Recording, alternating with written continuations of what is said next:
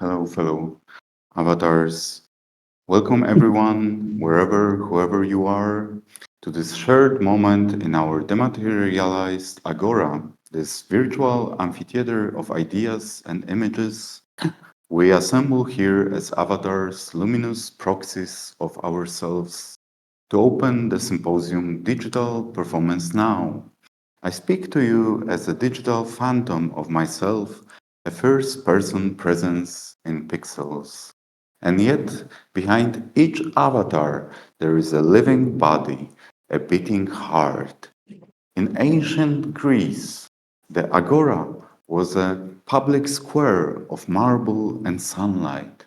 Today, our agora is made of code and light, but it remains an agora, a gathering place where we come together to ask, what is performance? Now, in the age of ubiquitous technology, what does it mean to be here together when here is everywhere and nowhere at once? I stand before you not only as a curator of this conversation, but as an artist who has long wandered the borderlands between theater and the digital. In my own practice, I have been driven by a desire to expand the stage beyond the physical limits, to blend media and new technologies into the ancient art of the live performance. Early on, I saw that the theater could be no longer just a classic box of safe viewing or a mirror reflecting reality. The 21st century stage is a laboratory where new technologies collide with our oldest needs for storytelling and ritual. I have always treated the audience not only as spectators, but as co creators of their own experience. This means breaking down the walls, sometimes literally, between stage and viewer, between reality and illusion, between flesh and pixel. Looking back, every production was a provocation to explore those boundaries. Years ago, when we staged Nietota, we experimented with virtual reality headsets in live performance. We invited the audience to step inside the story, to inhabit a shared virtual world. We discovered something magical. By donning VR headsets, audience members were no longer bound to their seats. They became wanderers in a virtual space, free to move, to look around, to choose their perspective. Each spectator gained a digital body in the form of an avatar, eliminating the usual barriers of distance or even physical. In that virtual realm, creators and viewers from different disciplines met, actors and musicians side by side with programmers and 3D artists. Theater turned into a collaborative world building exercise where the viewer's curiosity and agency co created the event in real time. The stage was everywhere and nowhere, a forest of symbols that could walk through rather than watch from afar. Crucially, I did not pursue technology for its novelty or to dazzle the eye. This was never about gimmickry or mere spectacle. As I've said before, my goal was to hack the latest technologies, to wrench them away from corporate control and use them to create communal performances, to give technology back to the people in a more humanistic dimension. In other words, I sought to subvert the isolating tendencies of high tech and turn them into connectors. Using VR in a performance and building a community inside that technology runs against the grain of a medium that traditionally isolates individuals behind screens or goggles. We turned VR on its head. Instead of a lonely escape into fantasy, it became a collective meditation, a tool for presence. I remember during one VR piece, after the initial astonishment, a kind of calm collective trance set in among the audience. Paradoxically, the technology that often alienates us was bringing us together. We felt a strange, invigorating sense of online liveness, a feeling that we were truly alive together inside the network. This is the alchemy I chase in my work, to fuse the ancient liveness of theater with the new connectivity of digital media to find an existential antidote to isolation through art.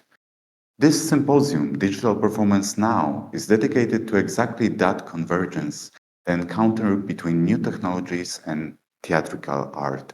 Over the course of today, we will delve into how tools like virtual reality, augmented reality, motion capture, AI, and network systems are transforming the way we create and experience performance.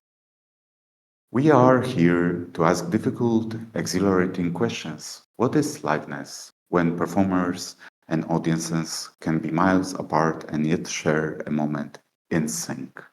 What is presence when my body can be represented by a digital avatar that appears real to you? If a performance happens in virtual space, does it retain the soul of theater? Or are we confronting a new ontology of art, something fundamentally different from what came before? These are not just technical questions, but philosophical ones, going to the heart of art's purpose and possibility in our time. As we navigate these questions, I find it helpful to draw on philosophical reflections. The stage, physical or virtual, always been a place where ideas come alive through action. So allow me to weave a few threads of thought. Martin Heidegger famously warned that technology can lure us into seeing the world as a mere resource, a standing reserve, unless we remain mindful of its essence.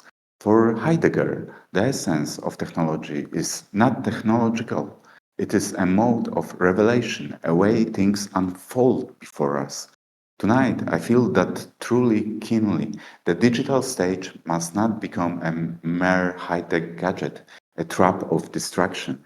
It should be a means of revealing human truths in a new light. We must be vigilant that our use of VR and algorithms doesn't enframe us in shallow spectacle. Rather, we must use it to uncover deeper layers of reality and being. In my work, I often imagine I am, in a sense, freeing technology to be artistic, poetic, letting it reveal what was hidden.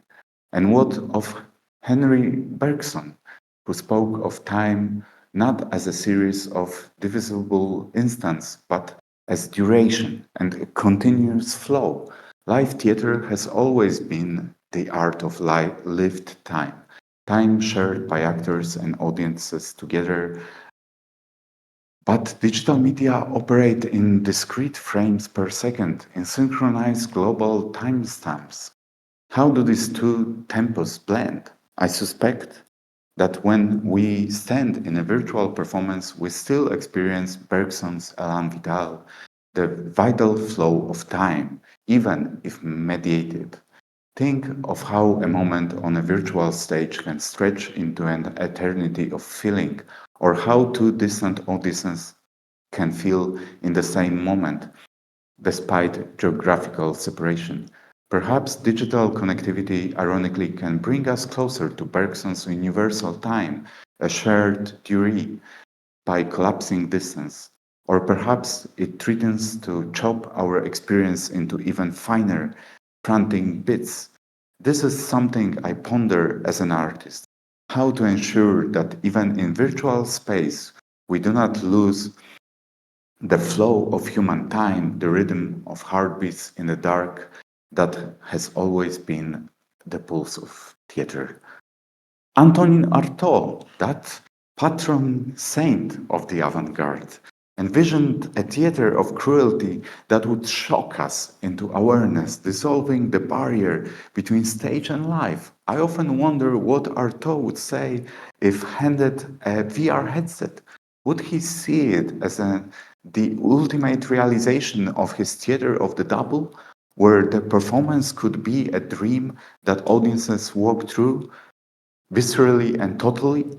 In some ways, our experiments are fulfilling Artaud's wildest dreams, a total art assaults that senses from all sides, visuals, sounds, even interactive possibilities, breaking free the polite prison of the proscenium. Yet Artaud would also demand authenticity of emotion and impact. He would ask, does this digital phantasm truly shatter complacency, or is it just another layer of illusion? Are we liberating the audience's imagination or anesthetizing it with pretty lights? These questions haunt me. I answer them with process. By treating the virtual realm not as a theme park, but as a sacred space where meaningful, even dangerous encounters can occur. We do not abandon cruelty and beauty. We transplant them into the virtual to see if they can flourish there. And then there is Plato's eternal cave. So often, any discussion of virtual reality invokes Plato's shadows on the wall, the worry that VR is just a new cave of illusions pulling us farther from truth, chaining us into comfort while reality flickers ignored behind us. But perhaps we can also invert Plato's allegory. Perhaps the cave can be a site of liberation. What if by crafting shared virtual worlds, we are actually turning around to face the fire, to understand the mechanism of illusion, and thus gain agency over them? By acknowledging that what we see are shadows, digital representations, we become more conscious of reality, not less. In a sense, virtual theater can serve as the new pharmacon, both poison and remedy, that reveals the paradoxes of perceptions. When I see an avatar on stage, translucent and morphing, I am reminded that all the world's a stage, and all our identities are, in part, masks. The virtual just makes that literal. It creates a space where we can play seriously, play with who we are, what we believe, and how we connect. Plato might have been skeptical of art as illusion, but even he recognized that power of dramatic poetry to hint at truths. In our virtual cave, we strive to craft shadows that teach as well as enchant, that invite the soul to ascend toward insight. All these reflections come to a head in a project that is central to why we are here, the Digital Performance Network, or DPN. Over the past couple of years, my collaborators and I have been developing this innovative platform to merge virtual reality technology with live theater in a way that truly redefines what theater can be. Let me paint a picture for you. Imagine a performance that unfolds simultaneously on many stages around the world. On each stage, in each city, there are actors performing live in front of a local audience. Yet those actors are also performing together in a sync, sharing a common virtual space that all the stages can access. We achieve this through a network VR system. A shared virtual layer is created in which all the actors' avatars can meet and interact. This virtual scene is then projected into each physical venue, for example, as towering screens or 3D projections that intertwine with the physical set, so that the local audiences sees a fusion of the local and the remote. In effect, the digital layer becomes a ghostly stage that overlaps every physical stage at once. Actions performed in one location, say an actor in Athens reaching out, might appear as a digital appropriation on a stage in New York or Warsaw, visible to those audiences as well. All the while, audiences can participate on either side of the reality divide, sitting in the theater watching the blended spectacle or putting on a VR headset themselves and entering the shared virtual world directly. This mission of DBN is to make theater immersive, inclusive, and collaborative across borders. We wanted to create a framework where distance and geography no longer limit the creative process of the audiences or the audience's access. It is about connecting stages like nodes in a network so that a story can be told by a collective of artists across continents, experienced by audiences around the globe in real time. In our DBN performances, a theater goer in New York might find themselves interacting through their avatar with the theater goer in Kazakhstan or Poland in the middle of the show. Suddenly, the audience is worldwide, and yet it feels intimate. We are all inhabiting the same story. The networked approach expands theater's global reach, but it also raises new challenges: coordination, translation, a new dramaturgy that can handle multiplicity. The result, when it works, is astonishing. A single performance happening in many places at once, a kind of disturbed liveness that I truly believe is unprecedented in the history of performing art.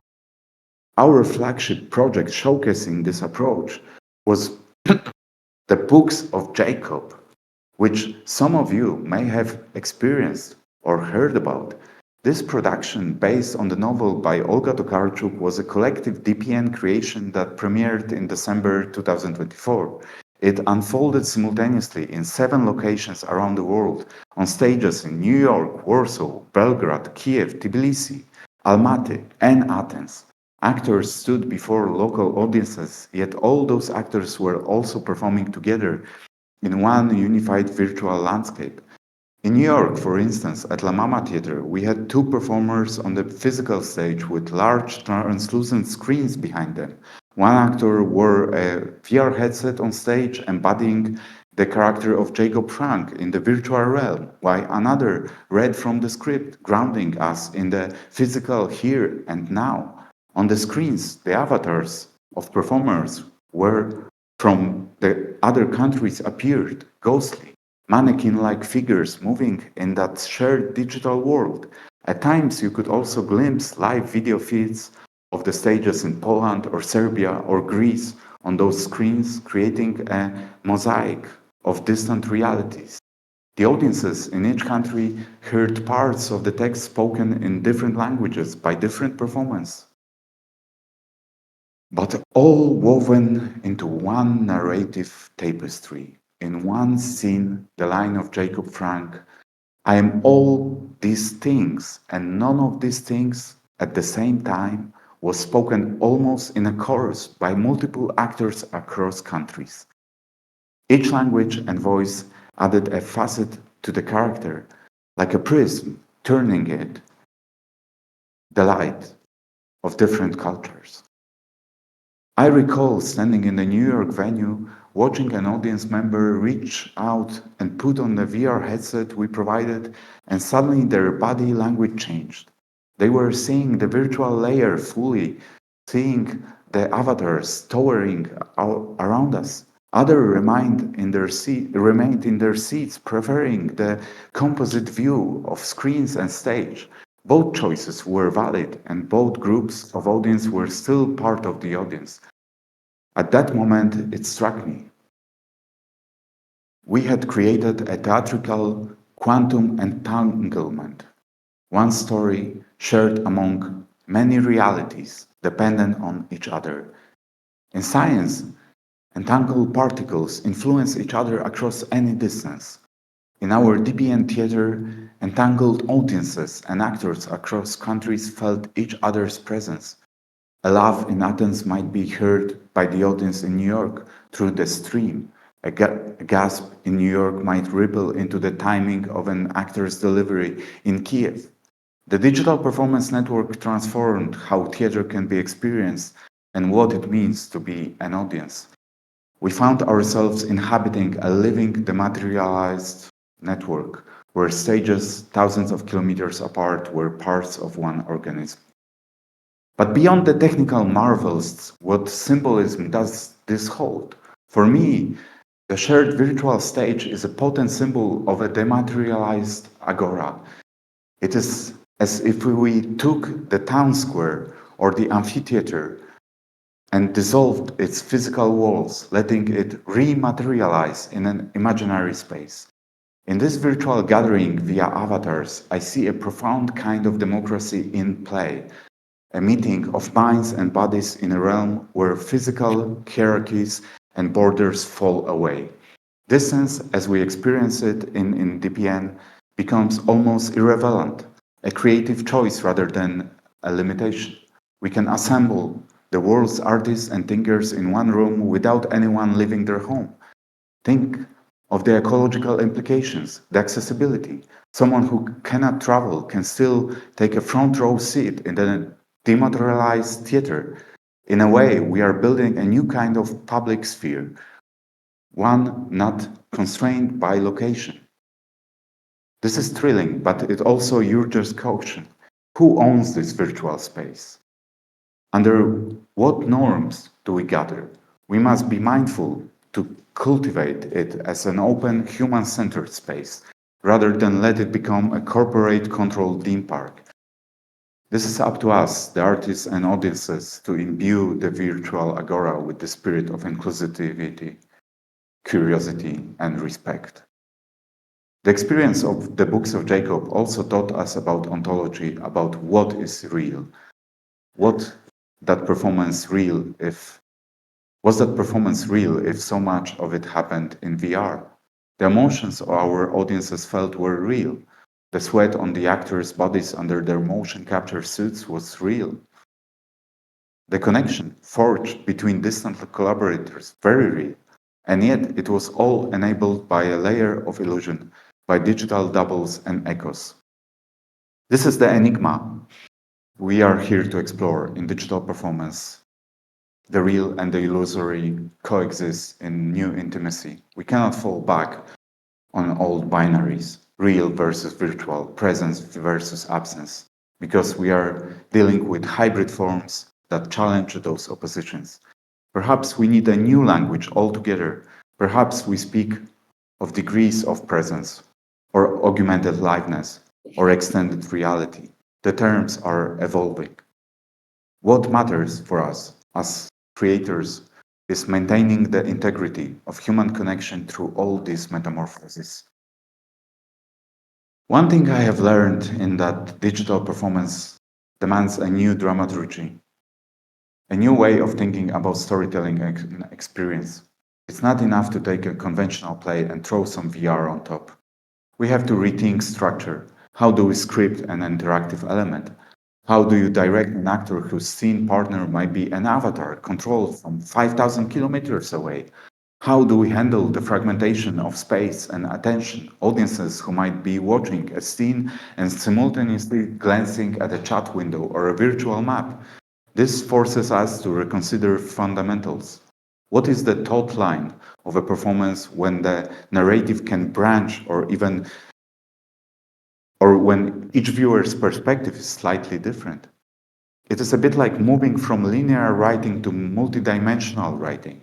It is daunting, but also incredibly exciting because it frees us from some old constraints. We can embrace a non-linear network storytelling mode that better reflects the complexity of the modern world. In crafting digital dramaturgy, I often collaborate with experts from gaming, from interactive media, those who understand designing for agency.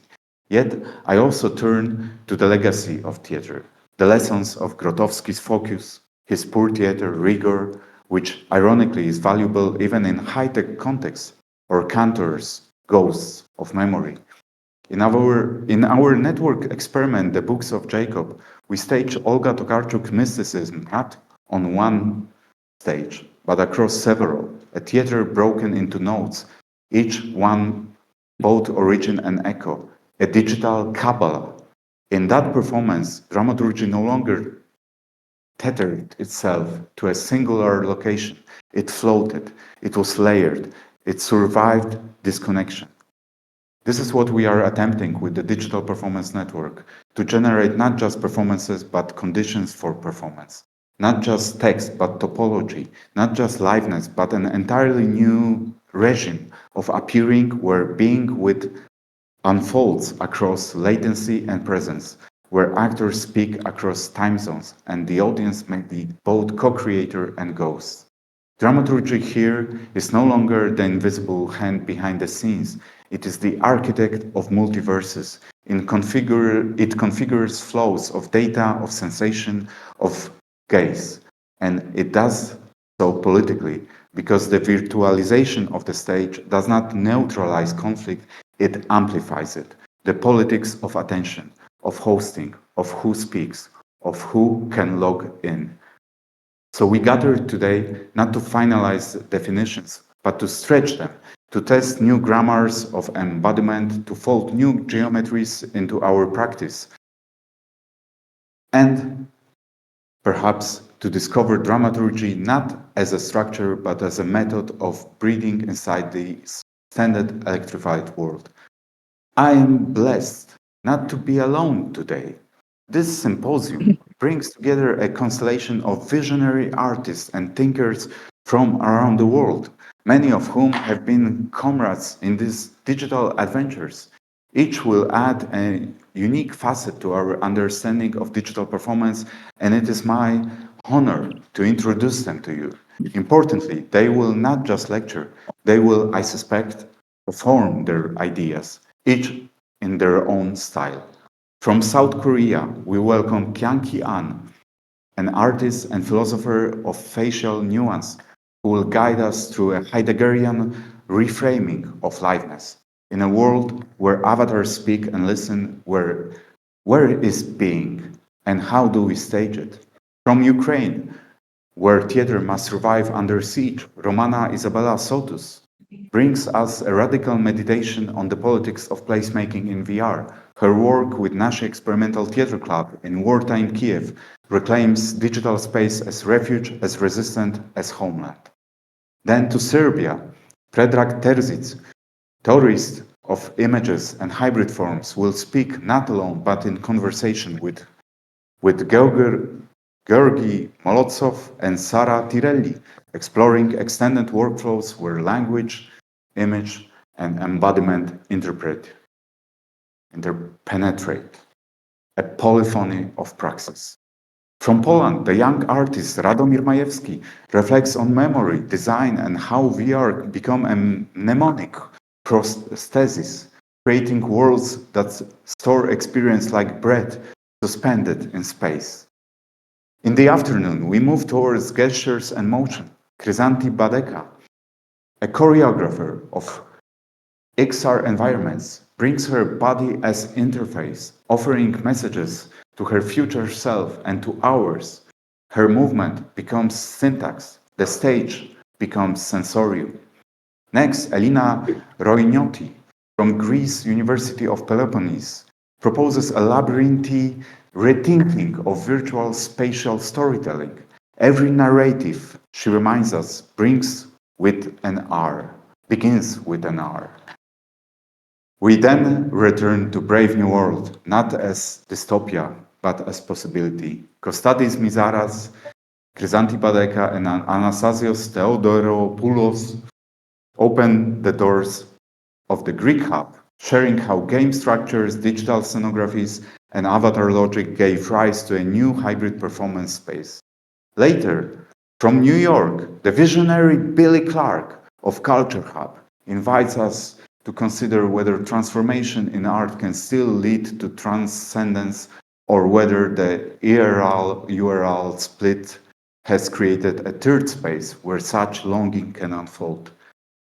And finally, Rebecca Pierrot from France and Poland, dramaturg, terrorist, and fellow traveler in this great distributed theater will close our circle. Her reflection on the digital performance network as a dramaturgy of space brings us back gently, precisely, to the core of what we are trying to do here, to forge new grammars of performance, not in defiance of reality, but to excess of it. As you can see, each speaker brings a piece of the puzzle, a voice in our virtual choir. We have technologists, philosophers, performers, and educators in the mix, each addressing a different aspect of the brave new stage. And this is as it should be, because digital performance is inherently interdisciplinary. It lies at the crossroads of art and technology, of theory and practice, of local and global, of body and mind. No single perspective can capture it. We need this chorus of voices to even approach a full picture. I encourage you as audience members, whether you are here in avatar form or watching us live via live stream, to engage actively. Think of questions, make notes of ideas that strike you, and use that chat or Q&A tools available in this virtual symposium space. In a physical conference, we might whisper to our neighbor or scribble thoughts on a program. Here, perhaps you can drop a line of text to a fellow attendee across the world. Take advantage of this medium. This is digital performance now, after all. We are not just talking about network interaction. We are living it in real time today.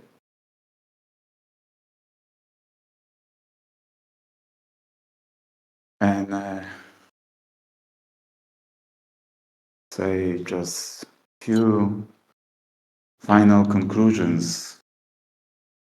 A flicker in the dark, shadows dancing on a cave walls. Again, Plato's cave, upgraded, neon shadows, digital fire.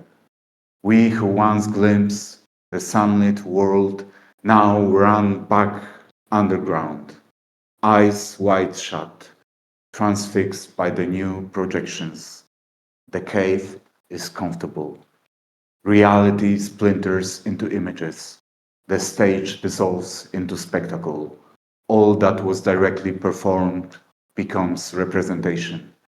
The bored spectre haunts the theater, the society of the spectacle, selling back our own dreams. Each audience member an avatar, each avatar an actor, each screen a stage, feedback infinity, recursions of performance within performance. We worship at the altar of the blue glow, rituals coded in binary, cybernetic rituals for a networked era, a chorus of modems, a liturgy of latency. In this hyper-mediated agora, everyone is everywhere and nowhere, together, alone. The crowd is dispersed across servers, yet we gather, unseen assemblage in a digital amphitheater. The actor's body disintegrates into pixels.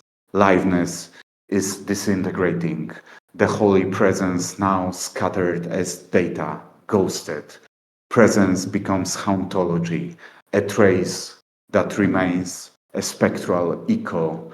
Spectral dramaturgy unfolds, phantoms for protagonists, memory of flesh, lingering in code.